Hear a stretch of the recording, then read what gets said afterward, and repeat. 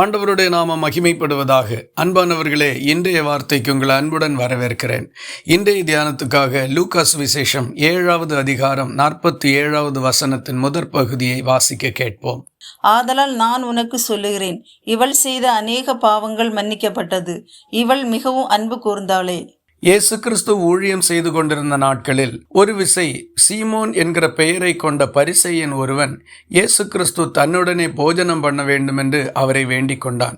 அதன்படி இயேசு அவனுடைய வீட்டிற்கு சென்று பந்தி இருந்தார். அப்பொழுது அந்த ஊரில் இருந்த ஒரு பாவியான ஸ்திரீ ஒரு பரணியில் பரிமள தைலத்தை கொண்டு வந்து இயேசு கிறிஸ்துவின் பாதங்களை தன் கண்ணீரினால் நனைத்து தன் தலைமயிரினால் துடைத்து அவருடைய பாதங்களை முத்தம் செய்து பரிமள தைலத்தை பூசினாள். அப்பொழுது சீமோன் அதை பார்த்து, இவள் ஒரு பாவியான ஸ்திரீயாயிருக்கிறாளே என்று தனக்குள்ளே சொல்லிக் கொண்டான்.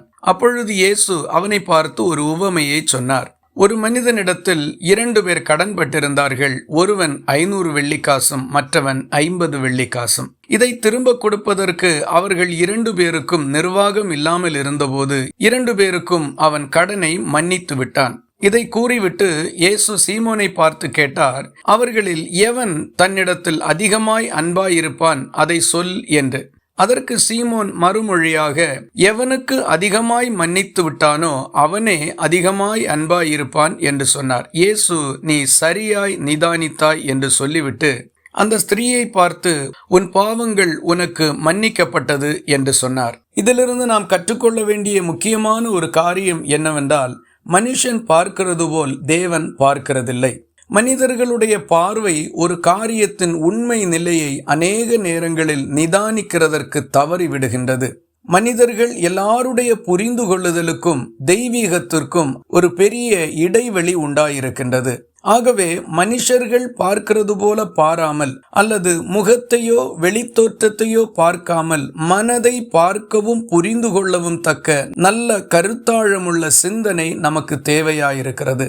சீமோன் எல்லாரை போல பார்த்தான், அவள் பாவியாக தெரிந்தாள். ஆனால் இயேசு கிறிஸ்துவோ அவளுடைய பாவங்கள் மன்னிக்கப்பட்டிருப்பதை கண்டார். இதுபோல நாமும் பிறரை ஆண்டவர் எப்படி பார்க்கின்றாரோ அப்படி பார்ப்பதற்கும் தவறாக தீர்ப்பு செய்கிறதை தவிர்க்கிறதற்கும் பரலோகத்தின் தேவனுடைய ஞானத்தையும் அவருடைய மனதையும் கேட்டு பெற்றுக்கொள்வோம்.